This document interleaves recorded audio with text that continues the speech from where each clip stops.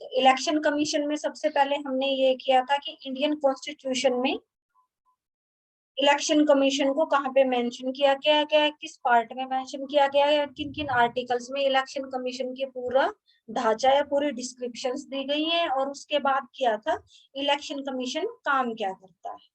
आज हम करेंगे importance of election commission in India, कि इंडिया में इलेक्शन कमीशन की इंपॉर्टेंस क्यों है, इलेक्शन कमीशन का महत्व क्यों है, कि क्यों इंडियन कॉन्स्टिट्यूशन में इलेक्शन कमीशन का वर्णन किया गया, इलेक्शन कमीशन को एक कॉन्स्टिट्यूशनल ढांचा प्रदान किया गया। तो फर्स्ट आता है कि इलेक्शन कमीशन के थ्रू ही जनता अपने शासकों को चुनती है, पीपल इलेक्ट देयर रूलर्स, कि अपने शासकों को जो हम चुनते हैं, जो चुनाव प्रणालियां होती है, जो व्यवस्थाएं होती हैं, चाहे वो केंद्र सरकार के हो प्रतिनिधि, चाहे हमारे राज्य सरकार के प्रतिनिधि हो, तो उनको चुनने की पूरी प्रक्रिया के दौरान जो व्यवस्था प्रबंध जो किया जाता है या जो चुनाव करवाते हैं वो इलेक्शन कमीशन ही कराता है।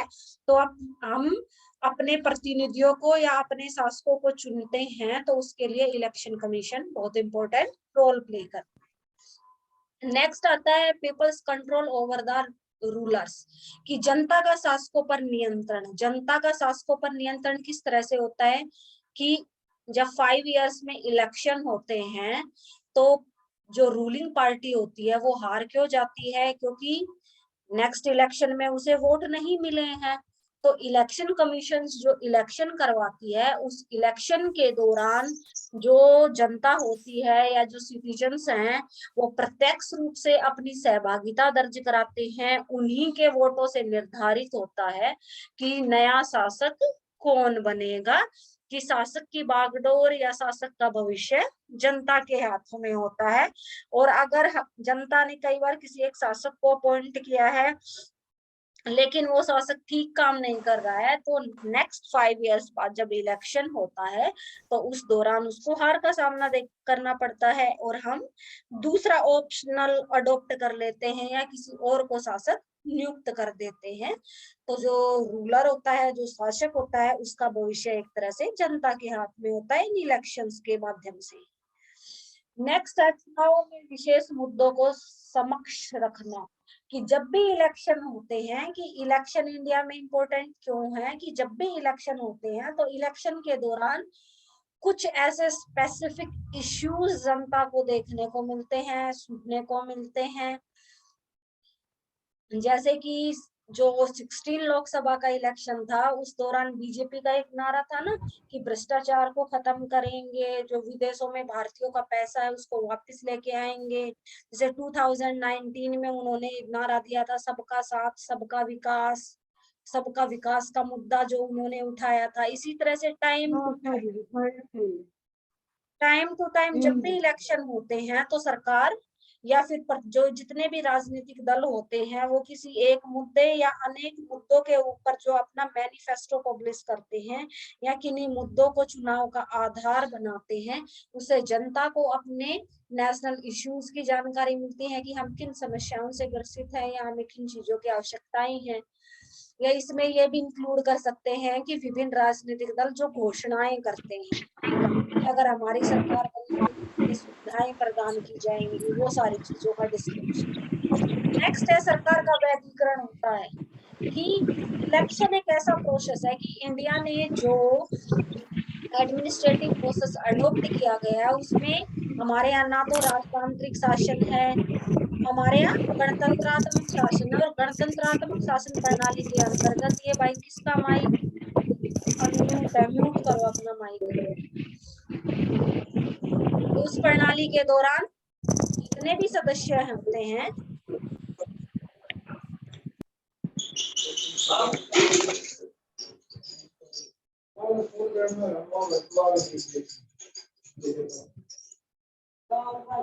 Priyanka roll number 158, mute yourself बेटा। प्रिया वो भी नहीं हो रहा है यहाँ पे, कि सरकार का वैधीकरण का मतलब है कि गणतांत्रिक शासन प्रणाली में हम अपने प्रतिनिधियों का या सरकार का चुनाव स्वयं करते हैं और वो चुनाव प्रणाली के माध्यम से करते हैं। ये नहीं है कि वंशानुक्रम के आधार पर हमारे प्रतिनिधि चुने जाते हैं, नहीं, चुनाव होते हैं, उन चुनाव के माध्यम से ही हम उनकी नियुक्ति करते हैं। नेक्स्ट है चुनाव सरकार के स्वरूप में परिवर्तन करती है। सरकार के स्वरूप में परिवर्तन कैसे है? जैसे पहले राजतांत्रिक शासन प्रणाली थी, फिर प्रत्यक्ष चुनाव सहभागिता ज्यादा बढ़ने लगी तो लोकतांत्रिक शासन प्रणाली को ज्यादा विकास मिला। फिर लोकतांत्रिक शासन प्रणाली में भी 1967 तक केंद्र और राज्यों में एक तरह से कांग्रेस का एक क्षत्र राज था। फिर गैर कांग्रेसी सरकार राज्यों में बनने लगी। फिर 77 में केंद्र में भी गैर कांग्रेसी सरकार आई। तो चुनाव के ही माध्यम से, क्योंकि जनता अपनी प्रेफरेंसेस के हिसाब से, अपनी पसंद के हिसाब से जिनको अपना प्रतिनिधि नियुक्त करती है, जिनके द्वारा सरकार का निर्माण होता है, वो चुनाव से ही संभव हो पाता है। और लास्ट आता है importance of election for Indians. क्रांति का भय समाप्त हो जाता है। कि क्रांति का भय कैसे होता है? जहां पर इलेक्शंस नहीं होते ना, एक ही पॉलिटिकल पार्टी बहुत लंबे टाइम तक, जैसे कि कम्युनिस्ट कंट्रीज में होता है, बहुत लंबे टाइम तक शासन कर रही होती है, कि जनता के पास कोई चॉइस नहीं है, कोई इलेक्शन नहीं होते वहां अगर इलेक्शन होता है तो वो भी सिर्फ नाम मात्र का, क्योंकि कोई दूसरी चॉइस नहीं है, एक ही पर्सन है, उसी को वोट डालना है। तो धीरे धीरे जब एक ही पार्टी या एक ही संस्था समूह के लोगों के पास पावर रहती है, तो वो पावर क्या हो जाती है? एक तरह से निरंकुश स्वरूप ले लेती है वो, और वो अपने आप को सर्वे सर्वा समझने लगते हैं। तो ऐसी कंट्रीज में किसका सबसे ज्यादा भय होता है? क्रांति का भय होता है। जैसे साम्यवादी रूस में क्रांति हुई थी, चीन में क्रांति हुई थी, जैसे कि हमारे यहाँ 1857 की क्रांति हुई थी। वो सारी क्रांतियां किस चीज का परिणाम थी? कि इलेक्शंस नहीं होते थे, जनता अपने प्रतिनिधियों का चुनाव नहीं कर पाती थी, एक ही व्यक्ति या संस्था या जो समुदाय था उसका आधिपत्य था, उसका कोई विरोध नहीं कर सकता था, तो उससे उनकी निरंकुशता, अत्याचारी शासन बढ़ता था, जिससे कि जनता के अंदर हिंसक भावना पनपती थी। और जनता, क्योंकि दूसरा ऑप्शन तो कोई जनता के पास होता ही नहीं ऐसी सरकार को चेंज करने का, तो वो क्रांति का मार्ग अपनाते हैं ऐसी सरकार को समाप्त करने के लिए, या ऐसी सरकार की जगह दूसरी तरह की शासन प्रणाली को लागू करने के लिए। जैसे इंग्लैंड में भी क्रांति हुई थी राजतंत्र से एक संसदीय शासन प्रणाली लागू करवाने के लिए। वहां पहले पूर्ण रूपेण राजतंत्र था, फिर संसदीय शासन प्रणाली, जिसमें राजतंत्र की राजा रानी संवैधानिक प्रमुख रहेगा, लेकिन एक प्रधानमंत्री और मंत्रिमंडल रहेगा वहां पे, कि लोकतांत्रिक शासन प्रणाली को लागू किया जाएगा। क्रांति के माध्यम से ये परिवर्तन हुआ था। तो हमें इलेक्शन की जरूरत या इलेक्शन की इंपॉर्टेंस हमारे लिए किस लिए है? कि हम अपने शासकों को चुन सके, शासकों पर नियंत्रण रख सके, चुनाव के दौरान विशेष मुद्दे जो हमें समझने देखने को मिलते हैं, सरकार का वैधीकरण, की चुनाव के माध्यम से जो जीत कर आता है वो सरकार बनाता है, कि उस व्यक्ति को वैधता प्रदान की है नागरिकों ने, सरकार के स्वरूप को भी परिवर्तित करने में। और क्रांति का भय समाप्त होता है, क्योंकि जब इलेक्शन होंगे तो जनता अपनी समझ से, अपनी पसंद से जिसको अपॉइंट करेगी, वो देश का शासन संचालित करेगा, अपनी निरंकुशता के आधार पे नहीं कर सकता है। तो उस देश में जहां पर इलेक्शंस हैं होते हैं, वहां क्रांति होने की संभावना नहीं होती। नेक्स्ट आता है, अब उसके बाद हम करेंगे इंपॉर्टेंस के बाद हम करेंगे features of Indian electoral system. कि बीच में जैसे कि आप बुक में कहीं ढूंढने लग जाओ कि नहीं, ये जैसे साथ साथ देखते रहते हो तुम, तो जो बीच के कई जो क्वेश्चंस हैं, वो क्वेश्चंस मेनली एज ए हम लॉन्ग क्वेश्चंस में डिस्कस करेंगे, कि शॉर्ट क्वेश्चंस वो हम लास्ट में कवर अप करेंगे। तो पहले हम करेंगे features of Indian electoral system, भारतीय निर्वाचन प्रणाली की विशेषताएं। तो सारी की सारी विशेषताएं आपको पता है, सारी बहुत इजी हैं। फर्स्ट आता है अडल फ्रेंचाइजी, व्यस्त मताधिकार। की जब संविधान लागू किया गया तब से व्यस्त मताधिकार की प्रणाली लागू है, कि संसद, विधानमंडल, पंचायत, नगर पालिका सबके चुनावों में व्यस्त मताधिकार दिया गया है सभी नागरिकों को। लेकिन संविधान लागू हुआ उस समय व्यस्त मताधिकार की एज थी 21, लेकिन 61वें संविधान संशोधन के अंतर्गत ये व्यस्त होने की एज को घटा के कर दिया गया 18 साल। कि 18 साल की आयु जो भी पूरी कर लेता है, वो जाति, धर्म, किसी भी आधार का भेदभाव किए बगैर उसे वोट डालने का अधिकार प्राप्त हो जाता है। नेक्स्ट आता है प्रत्यक्ष चुनाव, कि इंडियन इलेक्टोरल सिस्टम की नेक्स्ट कैरेक्टरिस्टिक्स है कि डायरेक्ट इलेक्शन।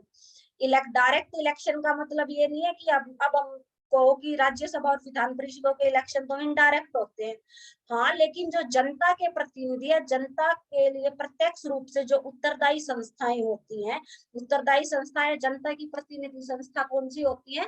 लोकसभा और विधानसभा। तो लोकसभा और विधानसभा, वो पंचायती राज या नगर पालिका, इनके प्रतिनिधियों का चुनाव प्रत्यक्ष रूप से किया जाता है, जबकि राज्यसभा विधान परिषदों के सदस्य प्रत्यक्ष तरीके से चुने जाते हैं, लेकिन ये इतनी शक्तिशाली संस्थाएं नहीं। नेक्स्ट है ज्वाइंट इलेक्शन। ज्वाइंट इलेक्शन का मतलब है कि एक क्षेत्र से, कि एक रीजन से जब चुनाव करवाया जाता है तो सभी वोटर्स जो भी हैं कि संसद का सदस्य चुनने के लिए सामान्य निर्वाचन सूची तैयार की जाती है, कि जैसे कि लोकसभा का इलेक्शन होता है तब भी हम वोट डालते हैं, विधानसभा का इलेक्शन होता है तब भी हम वोट डालते हैं, पंचायत का इलेक्शन होता है तब भी हम वोट डालते हैं बगैर किसी भेदभाव के लिए। तो इसके लिए ये नहीं है कि अलग अलग वोटर कार्ड बनते हैं कि ये लोकसभा के इलेक्शन के लिए है, ये विधानसभा के इलेक्शन के लिए, पंचायत के इलेक्शन के लिए है, नहीं। संयुक्त निर्वाचन प्रणाली है कि एक निर्वाचन क्षेत्र से एक मतदाता, चाहे किसी भी पोस्ट इलेक्शन हो रहे हैं, अपने प्रतिनिधि का निर्वाचन कर सकता है। नेक्स्ट आता है सीक्रेट वोटिंग, कि वोट जब डालने के लिए जाता है तो एक बार में एक ही पर्सन को एंटर करने दिया जाता है, और उसके वोट को ना तो जो वहाँ ड्यूटी ऑफिसर्स होते हैं वो पूछते हैं, उसका खुद का सीक्रेट अधिकार है ये, वो किसी को बताना चाहे या नहीं चाहे, सीक्रेट वोटिंग करवाई जाती है। कि ये नहीं है कि दो इंसानों को एक साथ ईवीएम के सामने खड़ा करके एक दूसरे की वोट दिखाने कोई अधिकार नहीं। नेक्स्ट है एक सदस्यीय चुनाव क्षेत्र। एक सदस्यीय चुनाव क्षेत्र सिंगल मेंबर कॉन्स्टिट्यूएंसीज क्या है, कि प्रत्येक की कोई भी एरिया होता है या कोई भी सीट होती है, उस सीट से एक ही सदस्य का चुनाव किया जाता है। हाँ, मेंबर बहुत सारे खड़े हो सकते हैं, कि अलग अलग पॉलिटिकल पार्टीज, अलग अलग इंडिपेंडेंट मेंबर्स सीट के लिए खड़े हो सकते हैं, नामांकन दर्ज करवा सकते हैं, लेकिन वहां से जीत एक की ही निर्धारित होगी, एक ही व्यक्ति को अपॉइंट किया जाएगा जो सबसे ज्यादा वोट प्राप्त करता है। नेक्स्ट आता है proportional representation and single transferable vote system, की आनुपातिक प्रतिनिधित्व या एकल संक्रमणीय मत प्रणाली। और ये मत प्रणाली यूज की जाती है राष्ट्रपति उपराष्ट्रपति के चुनाव के लिए। कि एकल संक्रमणीय क्या होती है, इसमें जैसे राष्ट्रपति के इलेक्शन में लोकसभा राज्य संसद के सदस्य शामिल होते हैं, वो अपनी प्रेफरेंसेस, अपनी चॉइसेस के बेस पे की अंकित करते हैं। जैसे 3 मेंबर खड़े हैं इलेक्शन के लिए, राष्ट्रपति के लिए, तीनों को वोट डालेगा वो, उसकी फर्स्ट चॉइस ये है, सेकंड ये है, थर्ड ये है। उस हिसाब से फर्स्ट चॉइस में सबसे ज्यादा वोट जिस सदस्य को मिलते हैं वो जीत उसी की घोषित की जाती है। लेकिन इस तरीके से कोई भी वोट एक तरह से व्यर्थ नहीं जाता है, क्योंकि फर्स्ट चॉइस में अगर किसी को बहुमत नहीं मिलता है तो फिर उनकी सेकंड प्रेफरेंसेस को, कि सेकंड किसने उस पर्सन को प्रेफरेंस किया है, वो प्रेफरेंसेस, तो इस तरीके से कोई भी वोट वेस्ट नहीं जाता है। जैसे हम वैसे first past the post system करते हैं ना, फर्स्ट पास्ट, जैसे लोकसभा सदस्य चुने जाते हैं पंचायत के, तो जो पार्टी नहीं जीतती है, जो सदस्य नहीं जीतता, तो हम कहते हैं ना मेरा वोट तो ऐसे ही बेकार गया, मैंने तो उसको डाला था, वो जीता भी नहीं। लेकिन इस सिंगल ट्रांसफेरेबल वोट सिस्टम में कोई वोट खराब नहीं जाता, क्योंकि हर व्यक्ति अपनी चॉइसेस फिल करता है वोट के हिसाब से, और चॉइसेस में फर्स्ट जिसकी नहीं मिली सेकंड देखी जाएंगी, सेकंड थर्ड देखी जाएगी। नेक्स्ट आता है इलेक्शन कमीशन, कि इंडियन इलेक्टोरल सिस्टम की एक इम्पोर्टेंस या एक नई कैरेक्टरिस्टिक्स क्या है, कि इलेक्शन करवाने के लिए एक हाँ बोलो मैम, ये दोबारा करवाना, यही टॉपिक है अनुपात वाला, ये छटाई। अच्छा, single transferable vote system. Single transferable vote system क्या होता है, जैसे कि राष्ट्रपति और उपराष्ट्रपति का इलेक्शन होता है, कि राष्ट्रपति के एक पद के लिए 3 उम्मीदवार खड़े हैं, तो जितने संसद सदस्य, विधानसभा सदस्य वोट डालेंगे वो अपने वोट में चॉइस रखेंगे कि फर्स्ट मेरी चॉइस ये है, सेकंड चॉइस ये है, थर्ड चॉइस ये है, सबने वोट डाल दिया, फिर सबकी फर्स्ट चॉइस देखी जाती है। फर्स्ट चॉइस के बेस पे एक व्यक्ति को सबसे ज्यादा वोट मिलते हैं तो वो विजयी घोषित हो गया। फिर अगर फर्स्ट चॉइस के बेस पे दो व्यक्तियों को मिल जाते हैं तो उन दो व्यक्तियों की फिर ये देखा जाता है उन दोनों में से किसको सेकंड चॉइस ज्यादा लोगों ने दी है। तो सेकंड चॉइस जिसको ज्यादा मिली होगी उसको विजयी घोषित कर दिया जाता है। अब आया समझ? आ गया समझ? यस या मैम, वो यस नेक्स्ट मैम। नेक्स्ट है इलेक्शन कमीशन की इंडियन इलेक्टोरल सिस्टम में कि इंडिया में चुनाव करवाने के लिए एक अलग से इलेक्शन कमीशन जो कॉन्स्टिट्यूशनली अप्रूव्ड है, जो संस्था कॉन्स्टिट्यूशनली अप्रूव्ड एक संस्था का निर्माण किया गया जिसको इलेक्शन कमीशन नाम दिया गया। और उस इलेक्शन कमीशन में एक चीफ होता है, 2 अदर्स होते हैं और उन्हीं की ये भूमिका होती है या उन्हीं का ये काम होता है, चाहे संसद के इलेक्शन हो, चाहे राज्यों के लेजिस्लेटिव इलेक्शन हो, विधानसभा विधान परिषद के इलेक्शन हो, वो सारी व्यवस्थाएं करवाते हैं इलेक्शन। नेक्स्ट है reservation of seats. Reservation of seats क्या होता है? जैसे कि जब कॉन्स्टिट्यूशन इम्प्लीमेंट किया गया तो उस टाइम पे जो एससी एसटीज या बैकवर्ड जो क्लासेस थी, कि पिछड़ा वर्ग अनुसूचित जाति जनजाति के जो सदस्य थे, उनकी इकोनॉमिकली सोशली बहुत वीक कंडीशन थी और इसी वजह से उनको पॉलिटिकल लेवल पे भी ज्यादा प्रेफरेंस नहीं दी जाती थी क्योंकि राजनीति में दबदबा अपर कास्ट के लोगों का ज्यादा था।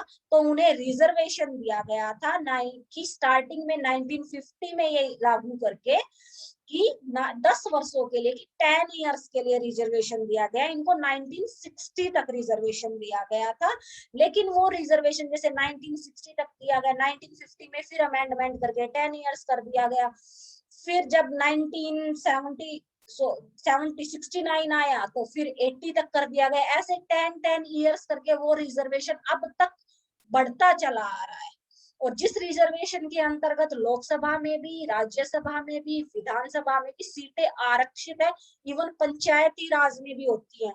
महिलाओं के लिए भी आरक्षित कर दी गई है अब सीटें, एक तरह से पंचायती राज में महिलाओं के लिए हुई है 1/3, लेकिन संसद में नहीं हुई है।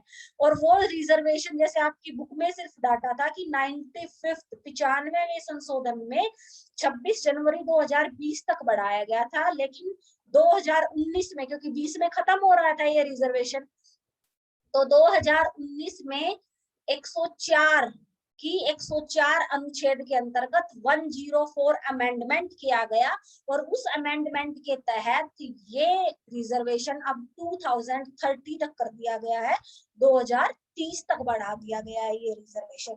और ये रिजर्वेशन जैसे कि आजकल माना जाता है कि पॉलिटिकल पार्टीज अपनी हित साधना के लिए करते हैं, कोई भी दल जिसकी सरकार है वो इसीलिए बढ़ाती है क्योंकि वो नेक्स्ट इलेक्शन में इन बैकवर्ड क्लासेस एससी एसटीज के वोट्स को नहीं खोना चाहती है।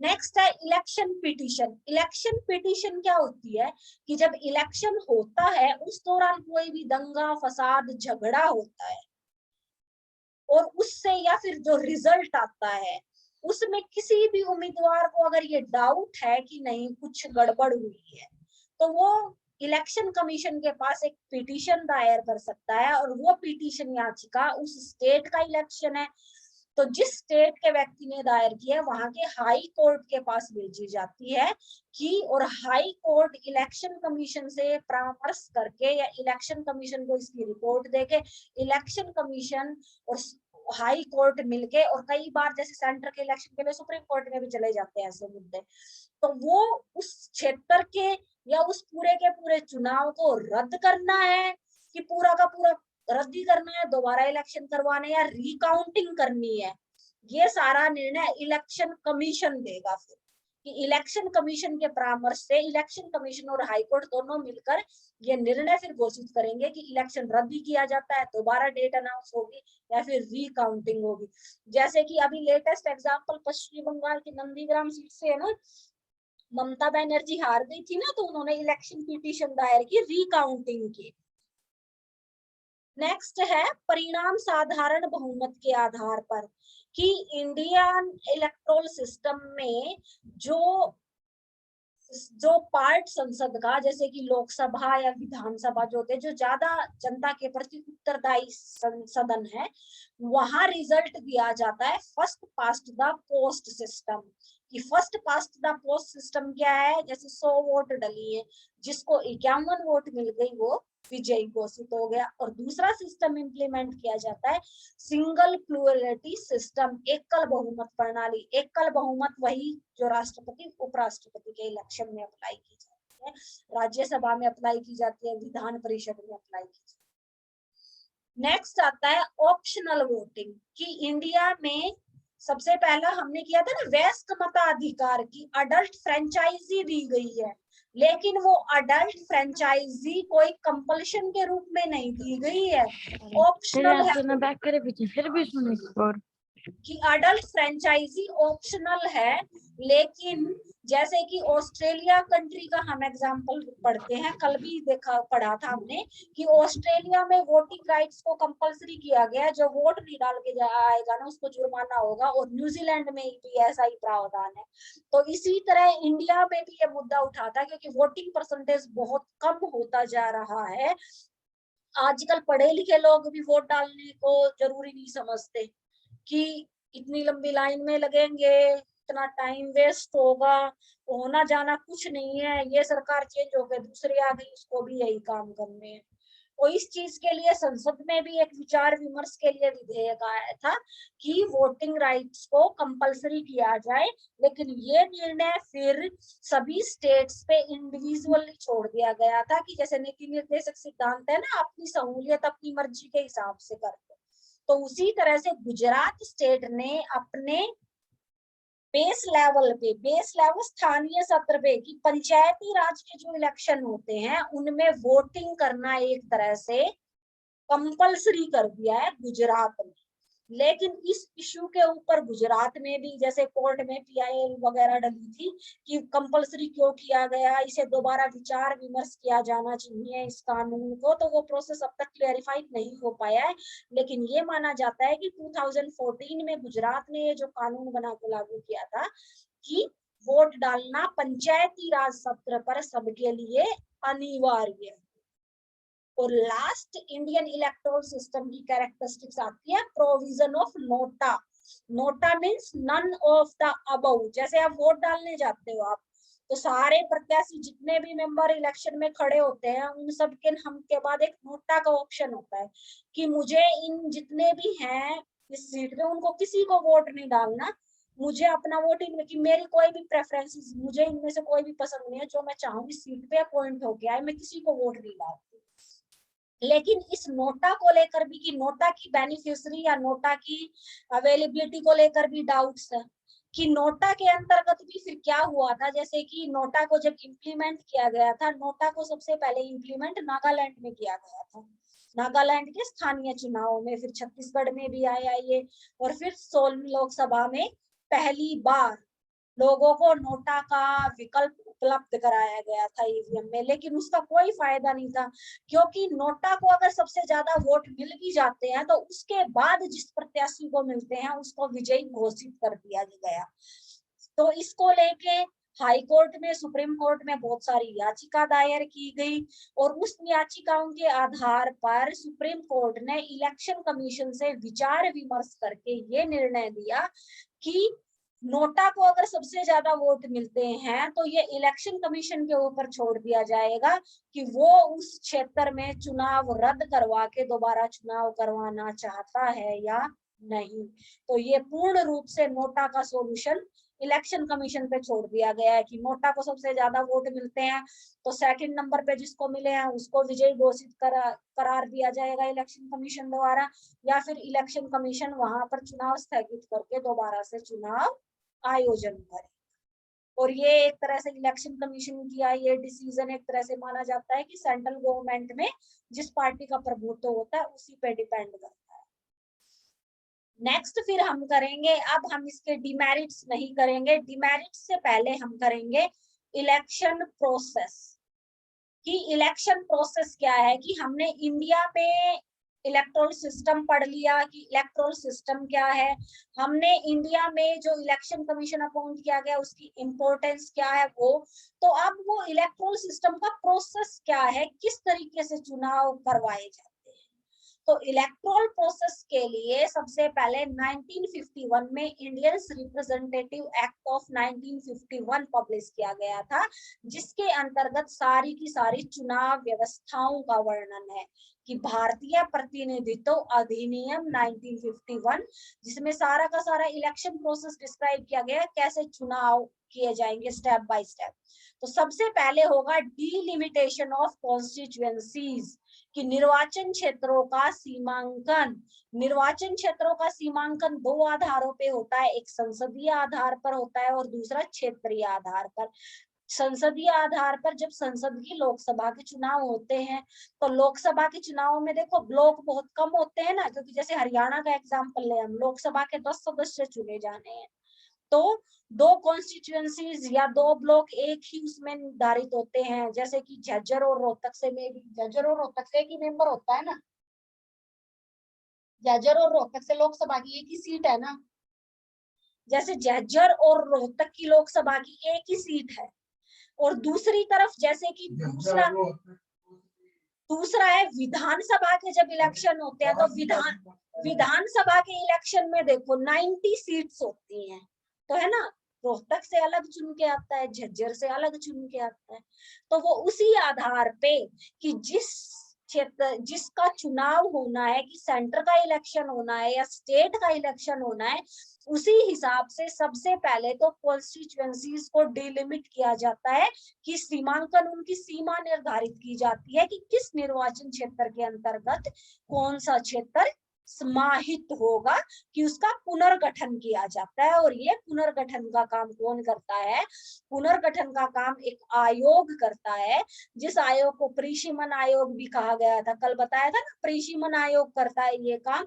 और प्रीशिमन आयोग के सदस्य 3 होते हैं, जिसमें से 2 तो सर्वोच्च न्यायालय के रिटायर्ड जज होते हैं, और तीसरा उसका अध्यक्ष खुद इलेक्शन कमिश्नर होता है। जो चीफ इलेक्शन कमिश्नर होता है ना, वो होता है उस प्रीशिमन आयोग का अध्यक्ष, जिसका काम होता है इलेक्शन से पहले कॉन्स्टिट्यूएंसीज को डिलिमिट करने। नेक्स्ट आता है, अब डिलिमिट हो गई कॉन्स्टिट्यूएंसीज, देखो रटने की कोशिश मत करना, बिल्कुल स्टेप बाय स्टेप अपने आप आ जाएंगी याद। फिर अब कॉन्स्टिट्यूएंसीज हो गई, उसके बाद क्या क्या करेंगे? प्रिपरेशन ऑफ इलेक्टोरल रोल, निर्वाचक सूची। निर्वाचक सूची क्या होती है? कि निर्वाचक सूची में ये दर्ज करवाया जाता है कि वोट कौन डालने जाएगा, उसका नाम, पता, सारी डिटेल्स, जिस तरीके से कि निर्वाचक सूची तैयार की जाती है। जैसे कि गांव के इलेक्शन होते हैं ना, तो गांव में इतनी वोट है, जब वोट डालने जाओगे तो वो निर्वाचक सूची भी वहां रखी होती है, उस पर टिक किया जाता है कि हाँ इस आदमी ने वोट डाल दिया। उसी से ये मेजरमेंट होता है कि इस गांव के इतने वोट है। नेक्स्ट आता है, फिर निर्वाचक सूची अभी तैयार हो गई। निर्वाचक सूची का काम वही है, जैसे इलेक्शन से पहले किसी का भी, चाहे सेंटर संसद का इलेक्शन हो, चाहे स्टेट का इलेक्शन, चाहे पंचायत का इलेक्शन, उससे पहले हर गाँव कहते हैं वोट बनने लग गए हैं, और जो एक्सपायर हो गए हैं उनके वोट्स कट जाते हैं, या फिर नए बच्चों के बनते हैं वोट, वो निर्वाचक सूचियां ही तैयार की जाती है उस दौरान।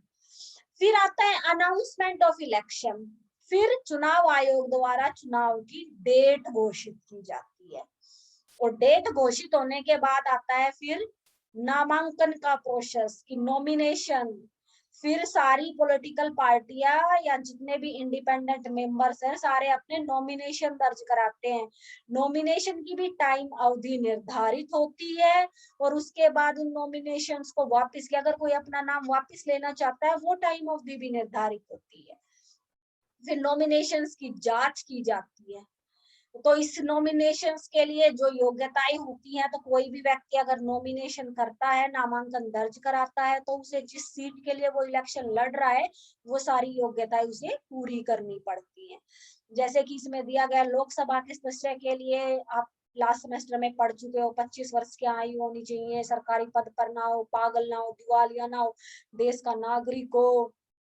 उसके साथ साथ वो 25,000 रुपए उसे डिपॉजिट भी, कि जिसे सिक्योरिटी मनी बोला जाता है, कि सिक्योरिटी मनी दर जमा करवानी पड़ती है वहां।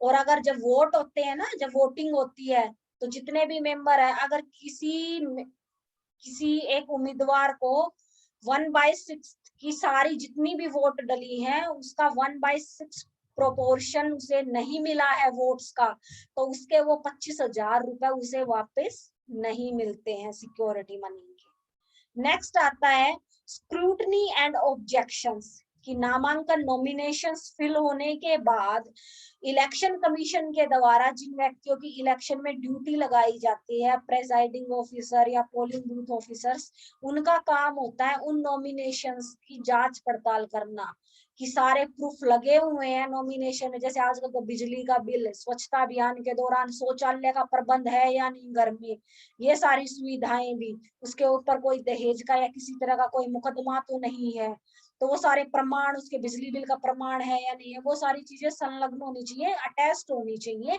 वो जांच परख की जाती है। अगर कोई चीज नहीं होती है तो उसके नामांकन को अस्वीकार कर दिया जाता है। नेक्स्ट है विड्रॉवल ऑफ नॉमिनेशंस, फिर टाइम दिया जाता है 2-3 दिन का, किसी कि कोई भी उम्मीदवार अगर अपना नाम वापस लेना चाहता हो कि नहीं मुझे इलेक्शन नहीं लड़ना, उसका मूड चेंज हो गया हो, तो वो समयावधि इलेक्शन कमीशन देता है। अब वो समयावधि खत्म होने के बाद शुरू होता है इलेक्शन कैंपेन, कि चुनाव अभियान शुरू हो जाता है। चुनाव अभियान का मतलब है सारी पॉलिटिकल पार्टीज या मेंबर्स जो इलेक्शन लड़ रहे हैं वो अपनी अपनी सारी कोशिशें करते हैं चुनाव लड़ने के लिए, जो भी रैली करते हैं, सभा, जुलूस, पंपलेट छपवाते हैं, जो भी कोशिश होगा।